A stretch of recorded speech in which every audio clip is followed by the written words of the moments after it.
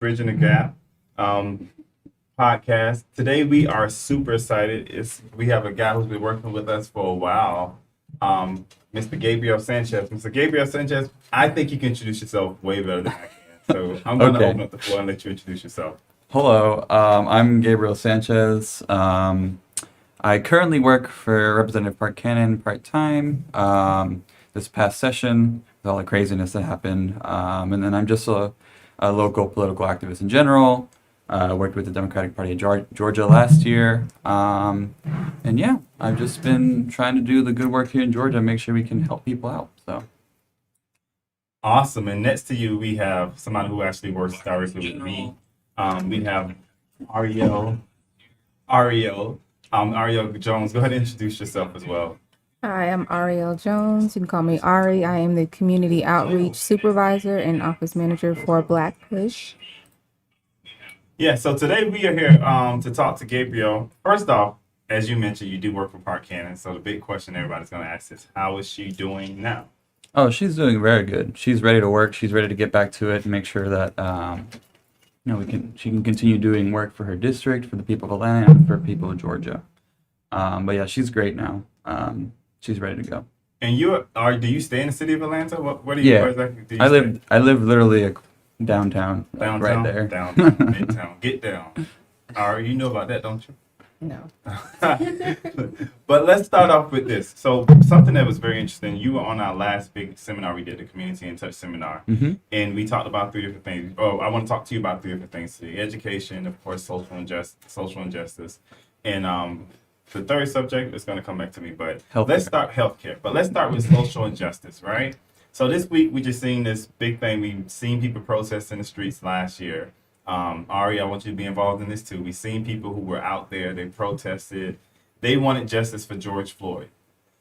We actually just posted up a video on our page right now, I think recently, talking about the situation. And kind of my opinion is like, that was good in the moment, but we still have so much more work to do, right? 100%. So for you, do you feel, and this is a question for you too, Ari, so it's going to come to you next, but do you feel like justice has been done, or are we done with justice? I mean, a lot of people have been saying this, and I kind of agree. It's like it's not justice; it's accountability, right? Right. Like real justice would be that wouldn't have even happened in the first place.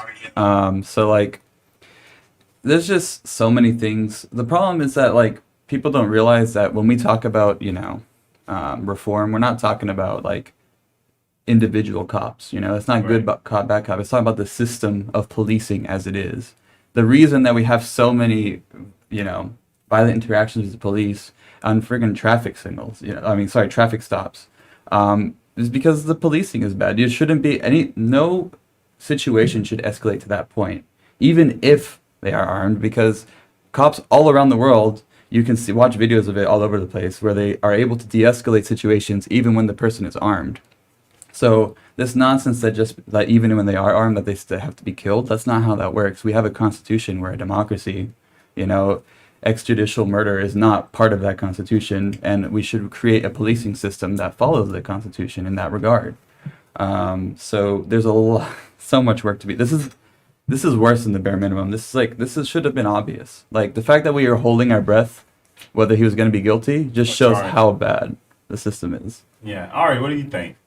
I think that we're just hitting not even the tip of the iceberg as far as getting the actual work and steps that we need to get done. Like you said, it's not just the system, it's the people in the system, and it's going to take more than just one verdict to get true justice. And he hasn't even been sentenced yet, so that doesn't even say if he really will get his true justice that he deserves. But that, just like you said, speaks to the work that we have to do to get to that level, and it is a lot of work. If it took so much work just to get to where we are and we still haven't really gained that much, just imagine what we have to do to get even further than that.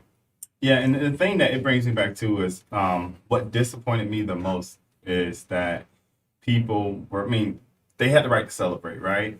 But the question now is, what do we do from here? And I was talking to a person recently where this person does work in the community, and there was a incident in his community, and the people wanted him to be patient with the process that the officer had to go through, right? They wanted him to be patient and just, look at the details before you make a statement kind of deal. But that person ended up in a bad situation, and instead of them giving them the same justice, they thought, they distanced themselves from the person instead of allowing the process to go through for him, go through from him or her. So, I just say that to say that if it's going to be social injustice, we had an article about this earlier, that it has to be unbiased.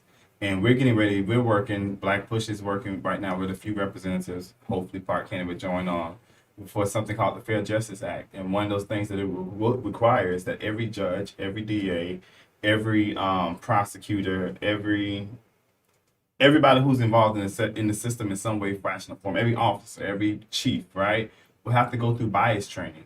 In Cobb County, on the last podcast, I think you heard Judge Angela Brown say how they did a bias training, and they did like a test, and some of her co-parts were like, whoa, really? They didn't even know that they were biased, right? So what do you feel like needs to change in the system in order to make the system more fair? And I understand, like, it's a whole bunch. The whole system just needs to be, like, blew up and kind of redone. Right. But from where we're at now, the moment we're in now, because 2022 is right around the corner. 2024 is even going to be even harder. So where do we go from here? Like, what are some of the things that you want to see implemented to make justice more fair? Yeah, I mean, I think it has to be like, we have to be organized and disciplined in what we want, right? We have to have a very clear set path that we want and have the discipline and organization, the grassroots organizing that is done. Because I think a lot of the problems that we have right now is that we seem a little disorganized in how we're going about getting these changes. Right. If we come together, like, with a certain path, like a spearhead, then we can really hit it, the target where it needs to be hit. But like you said, it's so many things that it's very difficult to do. I think what we need to do is we need to have short-term goals and then long-term goals, right? Absolutely. So the short-term goals, I think, need to be stuff like the bias training, things like that, holding police accountable, things like that. But also, like, I would say this is probably more like a midterm goal, but, like, we need to start investing in, like, different ways to respond to criminal activity. What they call criminal activity, like not having an air freshener, is criminal activity. Right. An armed officer shouldn't be responding to an air freshener violation, right? So, like, we should have unarmed officers who are trained in mental health, or just mental health experts in general. Right. People who do therapy, people who are experts in de-escalating situations to respond to things that aren't, like, when you actually look at the statistics, I think it's over 95% of what police respond to are non-violent things, Right. cases. You don't need an armed person there. And, sometimes things might escalate and maybe you need a backup armed person, but you shouldn't have one there at the beginning, because what does that do? That makes the situation tense immediately. Right. That's what always happens. There's no trust in the community for the police. And I think that brings me back to a video that just recently came out about The girl who got shot. the lieutenant who was in his car, Mm. and he was saying to them, like, I don't want to get out. I'm afraid to get out. And then the cop even looked at him and said, you should be afraid, as he's macing him like a dog. Like, They're not the accountability. military. Yeah, accountability. But and more so too, along with having accountability, we have to have transparency in our system. Like, one of the things I dislike the grand jury process. I'm gonna always dislike the grand jury process.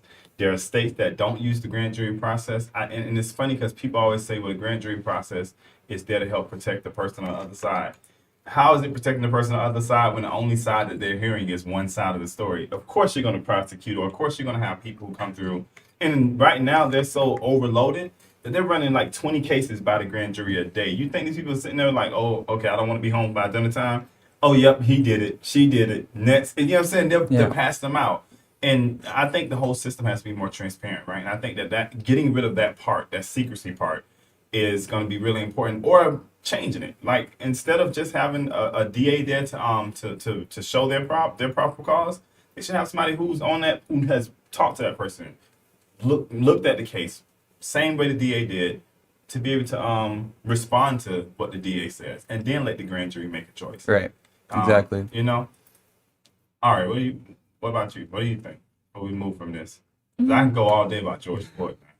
The transparency part, that's the biggest thing for me, just because I think we're just so used to everything being swept under the rug and just overlooking real problems. And that's how we never face the accountability part. If you can't see something, of course you're not going to be accountable for it because you're acting like it doesn't exist when there is, clear examples across the board of what is wrong in our system. So when we act like there's nothing wrong and as a unit, and that just means, it's hard work, like, that needs to be done in our community. And I think it can be scary, but we are missing I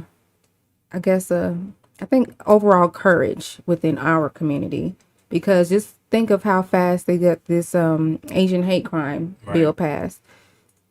I'm sure somebody on the other end was organized, like you said, organized, either had some resources and got to the right people. And, we can be upset about, either it getting passed so fast and us not having the same, bill in place for our people, instead of being upset, we can support and still collaborate and see what they're doing and how can we apply it to us. Solidarity. Yeah, and I was telling somebody the other day in my office, I said that I feel like in the moment we are now, we're going to get more accomplished sitting down like this, holding conversations, versus being on the other side. We went to a rally one time and everybody was on the side of the street and we were yelling at the people across the street. It did nothing, right? But some of those same Republican representatives who just passed the bill, the voting bill here, for some of the same ones I've had meetings with who said, hey, if you can find people to agree with you on this topic, they'll bring to the floor, right? Yeah, I think it's about having dialogue and actually being able to hint to the humanity of a person. And you really can't really hit to the humanity of a person.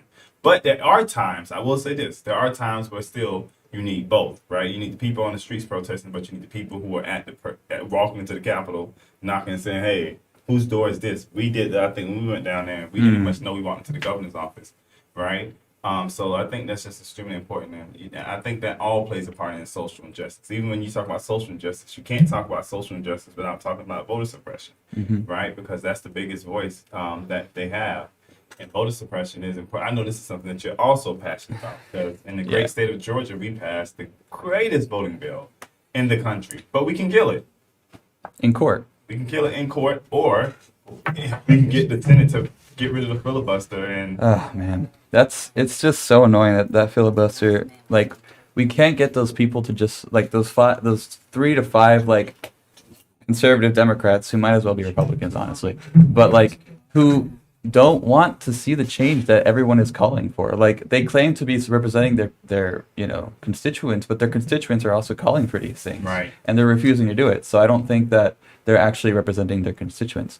I mean, when it comes to voter suppression, though, so the Georgia bill, what it did is that, and this is a common tactic I see that Republicans do a lot, is where they basically start out, and this is something Democrats need to learn, honestly, is they start out really, really extreme, so that we're like, okay, we're going to go all out. We're going to get rid of absentee ballot voting. We're going to get rid of early voting on weekends, all that stuff.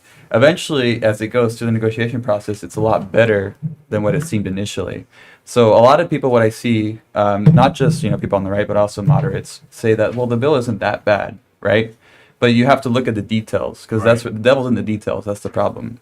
They did a good job of hiding the really bad stuff of this bill and making it more confusing for people, because what they did is they got rid of, so they kept absentee ballot voting, they kept the early voting on weekends for the most part. But what they did is they got rid of mobile voting, which is really useful in Fulton County. They got rid of, they cut the amount of time you can get an absentee ballot in half. So now it's way less time for you to get absentee ballot. A lot of people had delays with the mail. They restricted the drop boxes extremely, to the point where they're basically useless at this point. Because the whole point of a drop box is that it was 24/7. It was outside of the polling location, so you could drop it off whenever it was very convenient. You didn't have to worry about if it was going to get mailed back or not. Now they have to be inside. They have to be guarded by a police officer, and they're only open when the polling places are open. So what's the point? Right, what's the point of the drop box at that point? Right. So like, they do it in subtle ways. And then the other thing is the whole like takeover of elections with the state legislature. And this, to me, now this is just conjecture, but I mean, working in politics for a while, I wouldn't be surprised if this is the case. They basically took away the power of the Secretary of State and put it with the state legislature, so that they can overturn elections if they'd like, basically take over any county board elections, right? And the context behind that is that the Fulton County Board of Elections and the state government have had a big beef for a while, right? And this is not to say the Fulton County Board of Elections is perfect. They definitely have their issues, but the Republicans have no, like, they don't really want to fix it. They just want to silence them and make it harder to vote, basically. Right. So I think the thinking behind that is that they feel like in 2022, we're going to win the statewide elections, Stacey Abrams, governor, secretary of state, whoever ends up running for that. And if there's a Democratic secretary of state, they won't have as much power as the Republicans one did because of this new law. The state legislature can still override the secretary of state, and the Republicans are going to probably have control of the state legislature for at least a few cycles, just because it's a lot harder. There's like 14 seats we need to flip, which is a lot of seats. Yeah, we have to redistrict. Yeah, and redistricting as well. So like, to me, it just seems like them trying to hold on to what little power they have with the changing demographics. And that's the underlying context of the bill that a lot of people don't see, that I think that is really nefarious about it, which is why we need to make sure the For the People Act passes H.R. 1 in the federal Congress. But we'll see. Yeah, and one of the things that's interesting is that I was just thinking about this too, that even when it comes down to voter suppression, like how everything just ties in, right? Those same people that we vote for ends up being those judges that sit over cases like George Floyd's. Right. So I mean, we just got to be so imperative. I mean, people, man, you need to reach out to your representatives, your state representatives, your state senators, even the ones who are not, and just tell them to get on board, because the only way they're going to be able to kill this bill in Georgia, like you said, is either in court, and I'm pretty sure they'll find some way to get it to the highest court, or it's going to be that when the U.S. House and Senate passes their bill, Right. so the voting rights bill. But let's switch over to education, right? Okay. So what is you work for the state, hypothetically per se, working for Park Cannon. What are some of the bills they have coming up, or some of the bills they have passed recently that you think are good and bad for the state? Honestly, the voter suppression stuff dominated. Go The ahead. the voting stuff really like dominated the session. That is kind of I don't really I can't think of anything off the top of my head that on education specifically. There was. Yeah, there wasn't anything major that I could see from this Yes, they was session. so focused on Yeah. So what? And like, oh, go ahead. But one of the things that was interesting is that I think COVID exposed a lot of states in the education system, and one of the things that I found interesting was that it showed like really like how many of these schools were not prepared in case kids have to learn virtually, right? And you would think that at some point they would get the fact that this is where we're moving to, because colleges have done so. Colleges do this a lot. But they wasn't prepared for virtual education. Like, they didn't have the laptops they needed. They didn't realize that some of the students they had didn't have internet. They didn't realize the impact of kids who only ate at school not being able to eat. Like, it just exposed the whole education system. Yeah. What do you think as a system, as a state? Let's just deal with the state right now, because the country is, chopped too. Oh yeah. As a state, like, what do you think we could do to better prepare ourselves in a sense of education? So actually, I just remembered something that did come from the state budget. They brought back, so last year in 2020, they cut almost $1 billion from education. Okay. They brought back about almost, not quite, but almost 600 million of that billion that they cut, which is good. But they shouldn't have cut $1 billion from education. Like, they cut from education when education needed the money the most during this Right. pandemic. But that's like, the thing is that all these issues are interconnected, right? Like, the lack of access to internet, that's just because we have forgotten our people in the rural Yeah. areas of Georgia. Infrastructure And in sucks. general, our infrastructure is terrible because there's no money in it. So, like, I mean, what we need to do, first off, at the bare minimum, is fully fund education, which we've only done twice in the past 17 years in the state legislature in Georgia. We need to make sure that we're giving people access to the, virtual opportunities, but also the educational opportunities of things like, after school programs, things like that. One thing that I think we really need to invest in is childcare and pre-K, universal childcare and pre-K, because not only does that help the children, especially for lower income families, but it also helps those lower income families have time to search for well-paying jobs so that Right. they can move up the economic ladder, because that's such a big obstacle for them, having to need to take care of their young children. They don't have time to do the work they need to pay their bills. So that is something that we need to have. Free college education, I mean, for public schools at least, I think with the student loan debt that we have right now, like that thing is just an economic disaster waiting to happen. It's Absolutely. going to blow up at some point, and if we don't do anything about it, it's going to be really bad.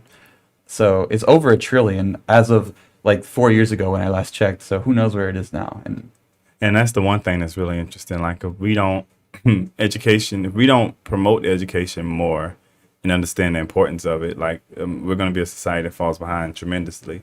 Like I think our kids are already behind other countries. I've been to China and the kids, man, they be doing something totally different than what we're doing here. Like in the 3rd grade, they probably learned like 4 or 5 languages by the time. Oh yeah. So I mean, we got a lot of work to do in the education field. But one of the things that's interesting is that I don't think for us who have like an education that's played a part in our life, and that's for everybody, right? I don't think we tell the story enough of how important the education is to us. Like I like to tell people all the time, like my grandma grew up in a generation where she can go out and get a nice job without having a high school diploma. My mom grew up in a generation where you wasn't getting a job if you didn't have a high school diploma. I grew up in a generation where when people, the first thing they look at you and they ask you, what did you go to college? What kind of degree did you get? Ooh, Ari, I mean, you're still in school currently, right? You done? No, No. I'm just not in school anymore. Okay, so just still give me your opinion, like on the specifics of like education. Yeah, that's one of the things that kind of get my blood boiling, just because I value my education a lot, and that's how I was raised. So to see this next generation, especially after the whole COVID thing, just seeing how all those kids struggle and all the extra outside factors that they had to face on top of not, number one, getting 100% education like everyone else is getting, but they don't get the attention that they deserve, when it comes to the teachers or their or any other faculty, giving them the information that they need. They're severely underfunded, so that they can't, teachers are restricted to the things that they can even teach the students. Even I think education is extremely important just because they base so many systems off of the education system. Like, let's say they can predict how many prisons they're going to build off of a 3rd or 4th grade reading score type of thing. So those type of things, that's the stuff that our country is building off of our education system. But if you don't put the money and the resources into it, what do you expect to get out of it? And that's my thing. But I mean, you can throw the money and resources into it, but if you're not putting the right product in it, it still doesn't make a difference. Oh, yeah. Right? Yeah, but that ties into what kind of product you're going to get. And so if you don't spend the money on the right type of product, you're going to get, less than education system. Yeah, I was actually going to mention that as well. It's like that goes back to your short-term, long-term goals. It's like in the short term, we at least need to fund education in a way. Like right now, it's attached to property taxes, which just makes the richer richer and the poorer poorer. Because if you live in a poor area, the property taxes are not going to be as much as in a rich area. So the schooling in those rich areas get way more funding than the school in those poor areas. We should completely eliminate that and disconnect property taxes from education. But the other thing, you're right, is that the product needs to be good as well. We need to incentivize teachers to work in lower income schools, right? I think one of the things that a lot of people don't talk about as well is we need to actually change the way we educate our children. Like, I don't remember half the things I learned in high school, right? Everything I know now is based off of research I've done on my own or things I've listened to in different podcasts, stuff like that, when I actually want to learn it. You learn things when you want to learn something, right? Not when you're forced to learn something just for a grade. Standardized testing makes it so that people only look at, getting good scores in the test. We need to find a different way to do it where it's not just about grades. I think one of the things that actually some of the top schools in the world in Scandinavia, what they do is they actually have a very free type of education where children get to kind of learn what they want to learn, and they do a lot of hands-on education where they go out into the field. So for example, if they want to study biology, they go out into the field and learn about the insects and stuff like that, instead of this very rigid, bell structure. The bells were literally made, like our public education system was literally made by rich millionaires 100 years ago who wanted to teach people how to go be employees in their factories. That's why we have bells. That's why we have a time schedule. People like Rockefeller made those things. We need to get rid of the authoritarian-based kind of schooling and make it more free form so that people actually learn something in their classes and want to, find education as something, valuable to them and personal to them, individual to them. And I think our system has to stop being so sensitive too. So I'm going to say this. So early this week, it came out that Howard has eliminated a course, like a whole course from the school, and it was about, I think it's about some kind of American form of history. And Cornel West, he wrote a scathing article, basically saying how he disagreed with Howard, that even though like the history of Confederacy is not something that we want to know, it's something that we need to know, right? We don't eliminate, or we don't just say, hey, we're gonna get rid of this form of history and just not tell people about it, because if that's the case, that's how a lot of African Americans lost their way. That's how a lot of Hispanic Americans lost their way. That's how a lot of Asian Americans and white Americans lost their way, right? I disagree with the school. I mean, I really do.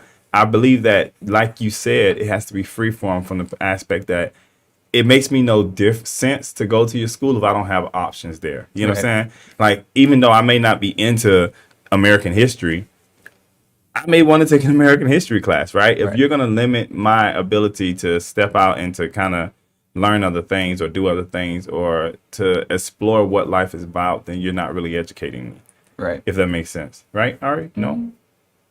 No. I say yeah. Oh. I think you were going to say something. Yeah, you were going to say something.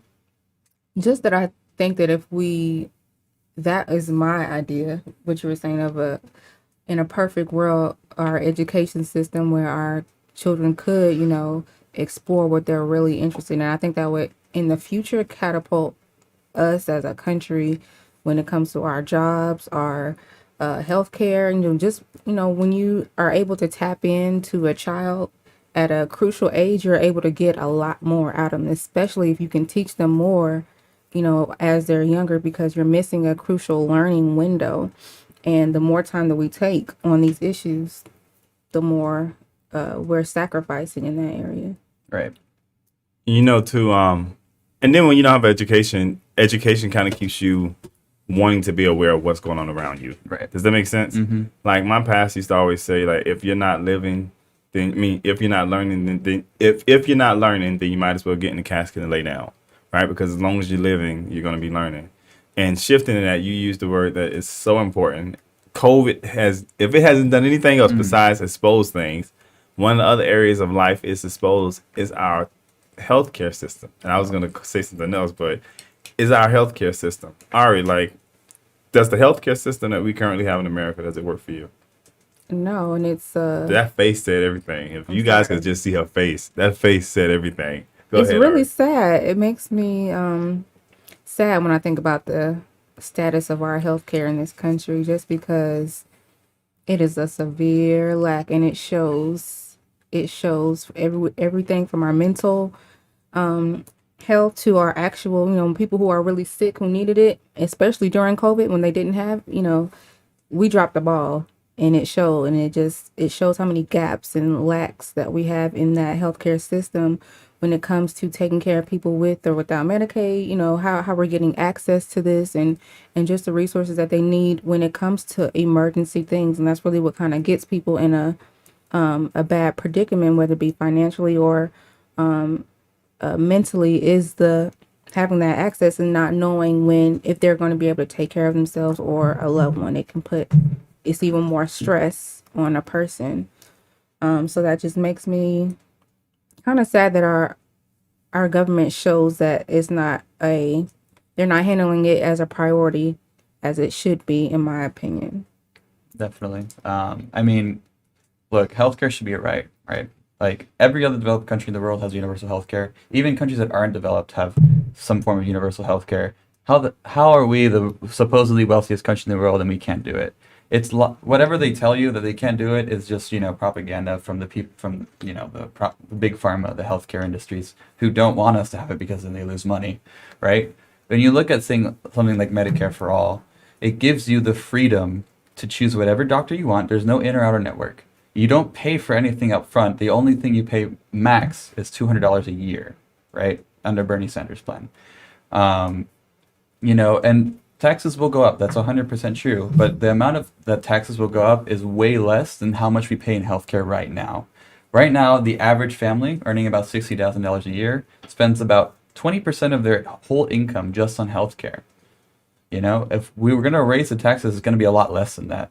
And so, like, Medicare for All will create a program that will make healthcare so much better, and it will have a lasting impact not just on healthcare but on people's lives in general. People are healthier, they're able to work better. When people are healthier, they're more happy and more able to, contribute to society. Healthcare has been such a liability for our people. 500,000 people go into bankruptcy just because of, healthcare, right?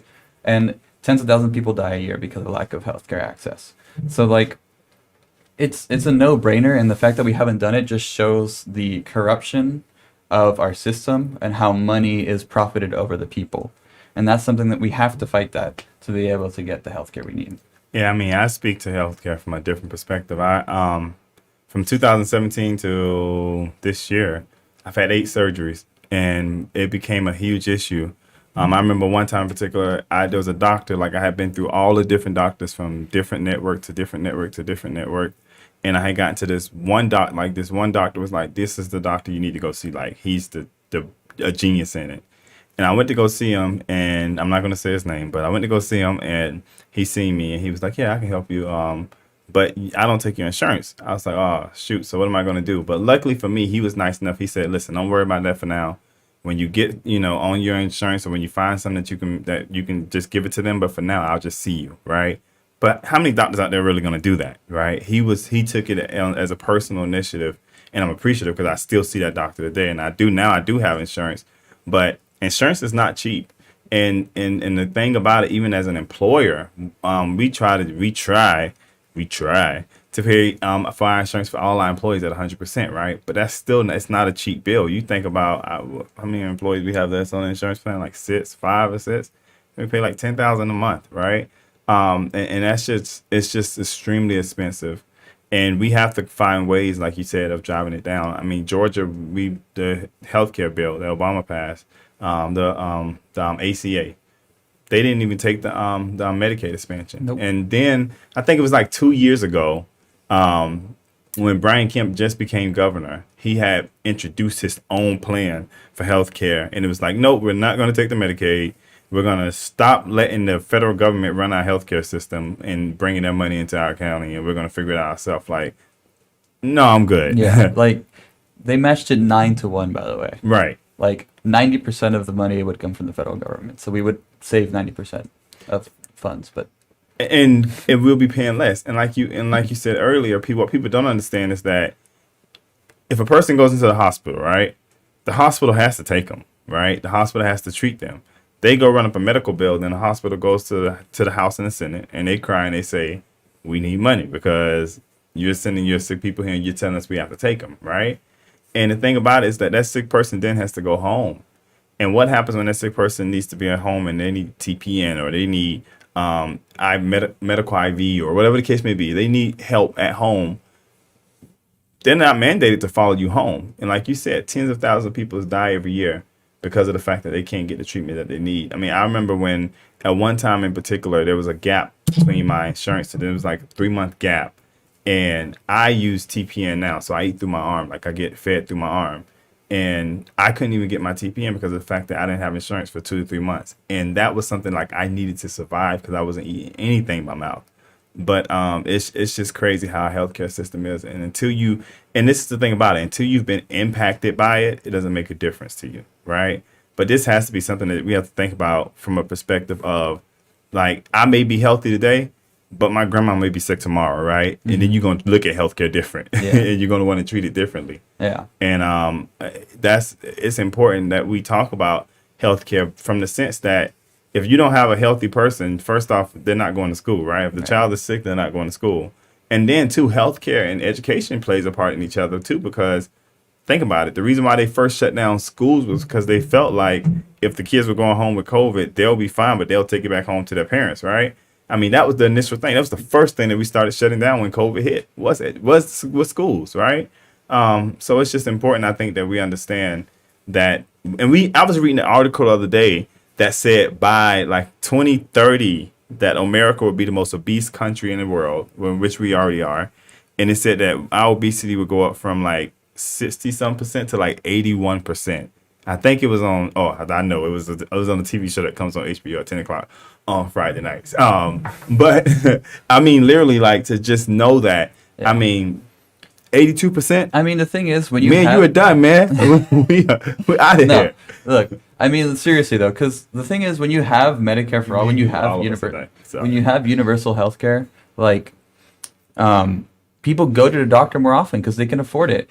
One of the things that we have right now is people don't go to the doctor when they have medical problems because they can't afford it. So then it just gets worse, and then it costs more in the end, right? I have a thing right now where I have a jaw problem. I don't even really know what it is. It has something to do with TMJ, but I don't go to the doctor because I can't afford it because all those specialists are too expensive. Right now I'm looking because I have healthcare again. At the time though, they didn't take my healthcare, Right. and they wanted to charge over $500 for an X-ray, and I'm like, can't afford that. So, yeah. Yeah, I'll let Disco because I know Disco cares about healthcare. No, I'm for real. I'm dealing with a situation right now, and I had to go off on my doctors 2 weeks ago because I got to pay $4 copay to see a neurologist. Right. So they'll talk to me for like 10 minutes and tell me, call back. Well, we'll call you for another appointment Thursday. That's another $40. Then we'll call you back Monday. So I went off on them 2 weeks ago and said, no, I'm here today. I'm going to see everybody I got to see today. Yeah. Because I done paid them $40. Well, that's the thing. Like in England, they do that. They like, all right, everything's in the same building. So like, all right, well, we see you. We'll give you the X-ray now. We'll do this. Here, you want to get the blood test, you got to come 2 weeks later. You want to get the X-ray, you got to come 3 weeks later. You want to come see the doctor again. That's my point. Everything is there. Yeah. Kaiser, Yeah. everything is on the same property. So Yeah. why am I going? I'm here already. All I got to do is go to the elevator, go down the hall. I'm here. Yeah. And it's like people talk about how like what if we get more wait times in Medicare for all? We already have terrible wait times as it is. And you actually look, Germany has universal health care and they have the same average wait time as we do in this country without Medicare for all. So And I think you said it best. It just goes back to money. It goes back to, I mean, doctors realizing that if we Medicare for all, the government's going to be in control of what their annual salary is. Pharmacies not being able to charge the boo-goos of money they charged us. I mean, I looked at my bill one week for TPN, and I was flabbergasted. I mean, I get 7 bags, 1 per day. They're not giving me a whole meal here. I mean, my needles and everything. It comes with like $10,000 a week. And to think that I've been on this since January of last year, you know my insurance company don't like me, right? I mean, in fact, I just got a phone call from the nurse from the insurance company. It's like, hey, is everything okay over there? Like, yeah, I mean, this is the life I'm in right now, right? And it's just important because if we don't have healthcare, like I said, COVID exposed it. I mean, people were not able to, and then too, we don't get people in the habit of wanting to go to the doctor. Yeah. Then when we do have free stuff, like when COVID's coming, we're trying to tell people, hey, go get COVID tested or go get the shot. People ain't gonna want to go because they don't do it on a normal basis, it's not right? a habit. It's not a habit for them. But have you seen like, when you go to the doctor now, they'll just type up whatever you're saying and then give you a prescription. Yeah, Yeah. you are the They don't even doctor. touch you no more. They sit right there where you at and type whatever you're saying, press enter, and then tell you what they're gonna prescribe you. I mean, there's incentives. They basically pay doctors to prescribe certain medications, and they give them benefits to have them. If you prescribe this, we'll do this. Yeah, I this, think and this. there's a documentary that just came out about Percocet and Yeah. how it got started. It was actually a really good documentary. So I mean, but yes, I mean those things are really important. But I'm gonna hop back a little bit, right? Going back to the bill, I want to talk about the voting bill they passed in Georgia one more time. Also, one of the things they did too that people don't know is that they limited the time you can vote from 9 to 5, and I thought that was very interesting because when I go to work, what time do I go to work? 9 to 5, right? So unless you have a job like Black Push or Newbie Corp or Kingdom Coffee, one of them companies like that, who will actually pay you to go vote, how many people really, I mean, you think about if your boss is rooting against the person that everybody thinks is going to win. So actually, with that, what they did. So that was in the original bill, but the bill that ended up passing, they just standardized it to 9 to 5. So they required that at minimum you're open 9 to 5. So they actually didn't limit it per se. But they're giving the counties that don't really want people to vote the option of saying that they weren't going to enforce the 9 to 5. Because, like, I mean, again, it's going back to the devil's in the detail things, right? Like before the law said you have to have at least one mandatory Saturday to vote. Now the law says you can have up to 3 days of weekend voting. So there's 3 weeks of early voting, right? There's 6 weekends in that, but we can only have up to 3. Right. So half of it. So it's like Before it was like you have to have at least one, but there was no max limit. Now they've standardized it to where you can have at least two now, so there's more at least in the minimum, but now it's max 3. So that's the sort of subtle things that they do to make it seem like it's not But it's as to bad make as it is. but it's to make your vote more safe. That's how you make it safe. Are you feel your vote is Definitely. safe here in Georgia? The Not since you know when. 0.0007% of votes last year in the election were abroad. But I would say this too, like 2022 is going to be a very interesting year. And I don't want people to sleep on 2022. Like, I don't want people to just think about, because 2022 is another election, right? We're going to see if the Democrats are able to keep the Senate and see if they're able to keep the House. But also too, for Georgia, it begins our Georgia, our governor's election, right? But 2022 is the beginning of where we begin to see who's going to run for president, right? At the same time. And there's some forces out there, not saying any names because I'm unbiased. There's some forces out there that we know still holds a strong hold over a large portion of America. And the bad thing is that, I'll say this. Presidents are there to define a moment, right? To bring a certain spirit out of people. In this last couple of elections, we've had people who helped show America how racist we are, and did it like live and in front of our face. Yeah. And They're brazen. They don't care anymore. yeah, but I think it goes back to this whole thing about us as a nation. Like, how somebody said something on the TV show the other day. They said that Americans, we can't talk to America right now because Americans are too busy hating other Americans, right? How do we go back to a common sense of decency? But not even that. Have we ever had a common? Have we ever had a common sense of decency? So this is what I think we need to do, because you're right. We've never had it. White people have had it like in the 1930s, 1950s. They have one of the best economies for them. I think what we need to do is copy that and make sure it's for everyone, not just for white people. So that comes down to class solidarity. We need to start realizing who the real enemy for all of us is. Not just black people, not just Hispanic people, not just Asian people, but also white people, the white working class as well. It's the people at the top. Right. The ones who are making sure that we don't have the opportunities to compete with them ever again. They monopolize all of their industries. They lobby the politicians to make sure they get all the policies they want. 90% of they did a 30-year study of all the legislation that's passed the federal government. 90% of all bills were influenced by people who are wealthy or corporations. 90%. Only 10% were influenced by the actual people. That just shows that our government is completely run by the wealthy and the elite. We need to make sure what we're doing is we're uniting as a working class, like Jesse Jackson would say, a rainbow coalition, all of us uniting together under class solidarity to bring universal programs that help all of us. Things like Medicare for all, things like universal basic income, things like free education, free childcare, free pre-K. Those things can unite people more than we can be divided. That's the thing. It's the whole divide and conquer thing, right? They're dividing us based off race, based off the culture wars, the whole Dr. Seuss nonsense. Why do we care about that? Why are we arguing about some random children's book when we should be talking about how we're going to get better healthcare for people, how we're going to get better education for people, how we're going to get the racial justice we need, And I think what we need to start is with the economic justice, right? Because that's how you bring the white working class in. Because right now they've been drinking that Kool-Aid for a while. So the way you bring them in is with the economic stuff, the Medicare for all, the universal programs that help them as well. Then once you've got them in with that, then you can talk about the racial stuff and look, we're your neighbors, we're your brothers and sisters too, and we also deserve equal treatment like you. And you explain to them, once you've already have them in the fold, right? Then you can explain to them the problems with racism and how that fixing racism also benefits them as well. It benefits everyone, right? Racism is bad for all of us.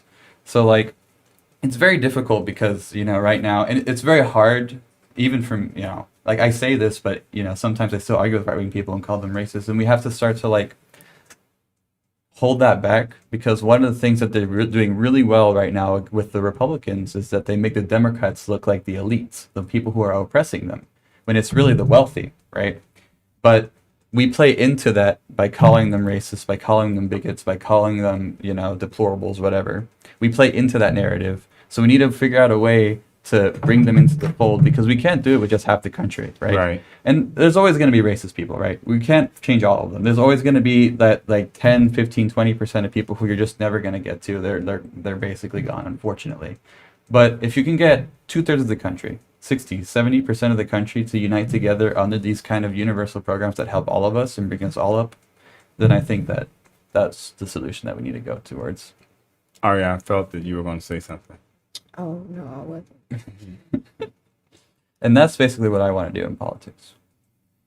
That's my main goal, is to unite the American people together under these universal programs that can help everyone. Do you have any plans on running for office? I mean, Not yet. not make it known. It could be known right here. TBD. Yeah, I mean, I just think that politics has changed a lot. I was told by actually one representative, like, hey, if you really want to push that agenda, here's the name of the lobbyist you need to call. I'm a citizen. When did I need? When was that not enough? When was being a citizen not enough? It takes like thousands of people protesting on the streets to get one guy arrested in a few cities to make changes. But when a corporation like Coca-Cola is like, all right, we're done, it's like immediate change, It's like, and no one cares. Yeah, no one sees it. yeah, and it's like, we need to change that. So I think the other thing as well is campaign finance. We need to make sure that private corporations can't just fund politicians like all willy-nilly. We need to publicly fund our elections so that people aren't beholden to the people who have the most money. Oh, you That's the agree? big thing. There you go. There she goes. No, just because I have a huge problem with the people that have the power to actually change our laws, and you're right, it is being run by the people who are padding their pockets. Right. And that is why we are slipping further and further down the list of priorities when it comes to the country, when we're the ones that's working the hardest. And that grinds my gears, because another thing that the pandemic kind of showed was that how we view our essential workers and how we actually care about the people who are putting the food, we didn't have grocery stores were shutting down earlier or whatever. These fast food workers were busting their behinds to, number one, go to work in unsafe conditions. And for people who were elite and didn't care about their health and safety, putting their lives at risk. And it just shows a huge gap in the priority of when we get bills on the table, what they do with that end result. We made it all the way here, and then you just kind of throw it away. They can't even get a minimum wage raise. Yeah. And we have democratic control. We still can't get. People like Joe Manchin, Kristen Sinema, they're funded by the people who don't want that minimum wage raise. But it's the mindset behind it. If you don't think that, you were saying this yesterday, people cannot survive. Has anybody in these positions that are passing these laws, have y'all tried to survive off of $7.25 an hour or $10 an hour? How do you think? How you couldn't even? What's a good pay rate to you? $20 an hour, $25 an hour. For what kind of, for just a regular thing over here? Okay? starting pay? Everybody in the room head just lifted I'm in up. agreement with 20. If you mean starting pay, I feel like at the lowest, if you're just coming in at any type of, let's say 15 is not pushing it, 20, we're getting there. Yeah. But then that takes money out of the people who really matter, their pockets, and they don't like that. Yeah, So and I get that the only people I understand that situation is the small businesses. My family owns a small business here in Cobb County. But like, I mean, you can afford to give your pay. It pays to raise the wages of your workers, because then they're more satisfied with their work, and they will do better work. and Right. they'll come to work. And not only that, I mean, it's simple economics. You pay people more, they spend more money. Yeah. I mean, everybody makes more, and then for nonprofits, people donate more because they feel more generous. You know. I mean, people say, "Oh, well, the inflation will go up." I mean, DC has a $15 minimum wage, and their rates are only slightly higher than ours for like the food. Like the burgers are like what, 50 cents more expensive, 80 cents more expensive. Like I think you can pay $1 more. Cali be The getting you. trade off isn't that bad. Yeah. Nah, Cali be getting you now. Cali would Cali, charge you maybe. Oh, for grocery sure. But bags that's and the whole everything. other. That's a whole California's a other whole beast. other can of worms, bro. And Those I hope Democrats people are don't. so corrupt down Yeah, there I hope over there. people don't think that's what socialism looks like. That's not. That's not, bro. Anytime one party controls a state, it's gonna be corrupt. It doesn't matter if it's Democrats or Republicans. You saw it with Andrew Cuomo in New York. But that's crazy that you say that, and that simply goes back to the fact that if America wants to be great, America has to learn how to start working with each other. Like, all jokes aside, like, we have to be able to. One of the things that we've been doing here at Black Push, we've been pushing people to have dialogue with people, right? Right. And people that they don't agree with. Like, next week, and I'm giving a shout out to Pastor Musser and Apostle Musser at Tabernacle International Church. Tabernacle International Church in Gwinnett, because they're hosting us next week, and we're going to get a chance to talk to pastors who agree to disagree, right? They Right. don't see George Floyd the same way, or they don't see Ahmaud Arbery the same way, right? And I think that we can do that in a room and be civil about it, right? That we may not leave that room agreeing, but we'll find, and within the core of ourselves, who doesn't agree with, if I get sick, I need to be taken care of? Who doesn't agree with, I need to be able to put food on my table and feed my family, right? Who doesn't agree with the fact that I need to make sure that I'm safe, but at the same time, the people who are keeping me safe are not corrupt or not biased towards me, or they look like the community in which I live in, right? Exactly.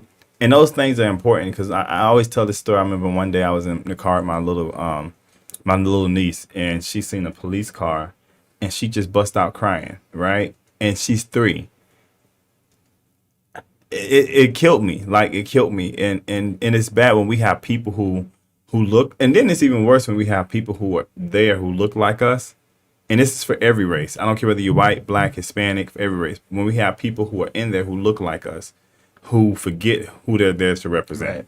You know what I'm saying? And that's for every race. I mean, there's white Americans. Don't get me wrong. There's some good white Americans, right? When we march, it's not just black people out there marching. It's Asians out there marching, Hispanics out there marching. They're gay people, straight people, Christian, Buddhists, Muslims. It takes a village. And I think that I always point back to the whole movie, Judas and the Black Messiah. Like, how Fred Hammond understood that. Fred understood that he had more power with a coalition of people, because when they seen that, how did the Black Panther Party connect to the Confederate Party, who connected to the Hispanic group? You know what I'm saying? Like, who connected to the Cribs? Like, how did all these people come together? And they agreed on literally one thing, and the one thing they agreed on was that the police had too much power. Yeah. He found that one thing. And imagine if we can take that same concept as a nation and say, hey, that one thing. Everybody should have the right to fundamental health care. Let's go around that, right? Because that affects the farmer down in South Georgia. That affects the homeless man on the side of the street. That affects, you know what I'm saying? That affects everybody. Right. Everybody. And until we are able to not be afraid to have the dialogue. And you can disagree. Like, even people, when this goes out, when this gets boosted and it starts airing, you can disagree with us, right? But at least be bold enough to, if you're going to disagree, send us a message and be like, hey, let's talk about it, right? Because you may see something in it that I don't see, right? That's how we get good policy. You know what I'm saying? Yeah. That's how we get good policy, when we take what's on the left, we take some ideas from the right, we take some from the far right, we take some from the far left, right? And we bring those ideas to the center and we say, okay, these are the pieces that we can all agree on. And let's go from there. I mean, honestly, yeah. And I don't think you need to unite, like, on a political spectrum. It doesn't really matter, right? Right. Like, I think we need to disconnect all this stuff from the political spectrum, because all it does is create labels that we don't really need. Like, Medicare for all isn't a leftist thing. Like, if you look at the rest of the world, it's a pretty centrist policy. But, like, why does that matter? Why do we need to put labels on this stuff? When you look at the polling, 67% of Americans support a universal healthcare program. Like, it's Republicans and Democrats, bro. We all agree on it. It's just the problem is it's all the propaganda, right? Because then Republicans agree with the policy, but then they say, oh, Democrats want it? Okay, now I don't want it because Democrats. They've attached the label to where it's like it becomes tribalism, right? And we need to somehow disconnect from that and find a way to overpower that tribalism. Yeah, get rid of the labels and just realize that at the end of the day, we're all what are? We're all just people. People trying to build better together. People trying to build better together. Absolutely. But yeah, I mean, and for the end of this, like, one of the things she can run for office. Yeah. One of the things that I mean has been really extremely important to me is part of the reason why we took a break from the show for a little while is that I had an uncle who had COVID, and he ended up in the hospital fighting for his life. And about 2.5 weeks ago, I had to fly down like the same day because he was in his end of life situation. So I sat in the room with him while they removed the ventilator from him, and it caught me because of the fact that, first off, there's nurses and doctors out there who see that every day, and I was not something I want to see every day. But the second aspect of it is that part of the reason why he was in the situation he was in is because he just did not take his vaccine, right? All my other family members took their vaccine. And I just want to encourage people. I mean, I don't know, whatever your theory is on COVID, it's better to play it safe. As you said earlier today, follow the money. And they're spending, I mean, it's very expensive, right? I think everybody at this table, per se, everybody who's on camera at the table has been vaccinated or started to be vaccinated. I just got fully vaccinated. But I also last year had COVID twice. I was on Fox 5 in Atlanta Live about it. So I understand the impact that it has on your body. And even now, I understand the impact it has on your mental. Like, there's things I don't remember, or let me rephrase that. There's things that I forget a lot. Like, you tell me something in a moment, it comes back. It has to come back, right? So I mean, my little brother, he's just turned 20. He just turned 19 and 20. I'm so bad. 20, and he lost his taste for 3 months when he got COVID. Yeah. Like, this disease does things that are not normal for a coronavirus. And they're still finding out that, I mean, it's steadily impacting people. Like, the crazy part was that I had friends who took the vaccine, right, who did not have COVID. They went through their first shot, breeze. Second shot, breeze. And I was like, okay, well, I had COVID, so my body should be ready for this. Like, this second shot is going to be nothing. And I went through the whole day. I'm good. I'm good. Camille can tell you, I'm good. 10 o'clock at night, man, I'm laying up in bed. I'm like, oh, take the blanket off, take the shirt off, everything. And it took me, my body literally like 2 days. It was not even like a one night thing. I came into work the next day. Everybody was like, you okay? I'm just, everything come out the nose and everything. And I mean, it was crazy because I had COVID twice, right? You would think that the shot wouldn't have had the impact that it had on me. And people who did not have COVID, easy, right? And it just tells us how important it is. You know what I'm saying? Like, how important it is that we study about it. We go out and get the shot. I mean, I'm an encourager of people getting the shot. Get the shot, people. Like, get the shot. I know he's not. And it's fine. Once again, we can agree to disagree. But when you hear these stories, I mean, I'll end by saying this, literally. I call it the Thomas to Jesus moment, right? That Thomas was one of those people, he said, unless I see where they nailed him to the cross, and I want to put my finger in the spot they nailed him in, right? And at the end of it, when Jesus showed up in the upper room, the Bible says that he just showed Thomas his hand and said, hey, Thomas, and Thomas fell down because he's seen the proof, right? Right. We've seen how many people have been vaccinated? Over 80 million. 100 million. Over 100 million people, right? I mean, I ain't got. And over 100 million people. And all those people are still here today, right?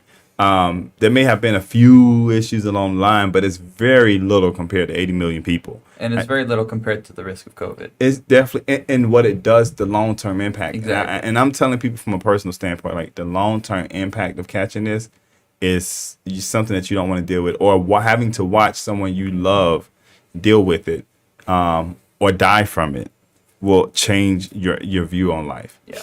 And we need 80% immunity. I need for it to be 80%. So 100 million ain't 80%. You talking to? You. Look, I had COVID back in March. I was in the hospital 12 days, so I know what it's like. Yeah, so go get your Until vaccine. March last year, when it first happened. Really? I was in the hospital 12 days. Look, I'm just, you do you. Yeah. I'm just saying, when June, July come around and there's a lot of vaccines and a lot of people taking it, We'll be we'll ready talk for to you again. It's like this here. If all y'all get it, I ain't got to worry about catching it, so I'm good. But we need Hey, 80%. that's how does that work? But that's the That's how it's problem. going to work with me. I'm not getting no shot. But that's the problem. Everybody has to get it. Well, y'all getting it. Y'all doing fine. Well, there's Keep people pushing who can't get it because they actually physically immunocompromised people who can't get it, and then there's the anti-vaxxers, which I think are a lot harder to convince than you. Yeah. So like, Yeah. it. That's against my religion. Okay, sit back. Whatever. We'll see in 2 months. Well, we'll see. And the thing is, that I do want to encourage people that even if you don't get the shot, continue to sanitize, continue to wear a mask. Even if you got your shot, continue to sanitize, continue to wear a mask. Because this thing is, I was talking to a representative or the vice chair for Fulton County yesterday, and she said that Fulton County is just looking at the numbers to see the wave because they see a third wave coming, right? Right. And I think the third wave is going to be a bigger slap than the first and second wave was. So we just gotta stay prayerful. Keep your head up. Thank you so much today for coming, Gabriel. You kind of gave us, and he gave us a hint. Y'all, listen, I'm telling you. So we like they did on The View. If you decide to run for office, we need this podcast to be the first place you come. It's gonna be on Disco 100 station. We're gonna announce the next state representative or city commissioner or mayor or something. We gonna get them, and we gonna be able to say that it happened on Disco, right? But no, thank you for your time. Continue to tell, Park Cannon, we appreciate the work that she does and everything that she does. Thank you, Ari, for all the hard work you're doing. There's an announcement that you had, something getting ready to happen, right? On May 23rd? On May 22nd. Oh, on May 22nd, we have our Shifting the Focus youth seminar. That will be hosted by our very own Leslie, our social media specialist. She's gonna host this show. I'm so excited for her. But So finish from up. I'm 5 sorry. to 7 p.m. on May 22nd. I want you all to get in touch with any youth that you can who have something to say, who are interested and passionate about their community, so they can get out and be able to talk to some very important people within our community, like judges, DAs, possibly some celebrities that I will not name yet. So just be prepared to have any questions that you have for them, and we would be happy to work with you all on that seminar. Yeah, and even churches, if you have youth groups, please get them involved. And you can go to our website, www.blackpush.org. That's www.blackpush.org. Or you can go to www.newbiecorp.org, www.newbiecorp.org. And there's more information about there. Just sign up through Eventbrite. But there'll be more information on our Facebook page. Check it out. There's an ad that just went out today. So thank you guys for tuning in today. Thank you guys. Thank you, State of Georgia. Give your opinions. We'll be reading them throughout the week, and we look forward to them. Definitely. Thank you all. Thank you for having me. Absolutely. Thank you.